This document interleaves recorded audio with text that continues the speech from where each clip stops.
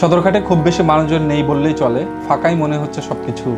বেশ কিছু লঞ্চ অপেক্ষা করতেছে, আর কিছু হকার, কিছু মানুষজন, অল্প কিছু এরিয়াতে ভিড়, কি দু একটা লঞ্চ হয়তো ছেড়ে যাবে, সব প্রিপারেশন নিচ্ছে। এরকম করেই ব্যস্ততার ভিতরে চলছে সদরঘাট এরিয়া। এখানে বসেও কিছুক্ষণ সৌন্দর্য দেখলাম।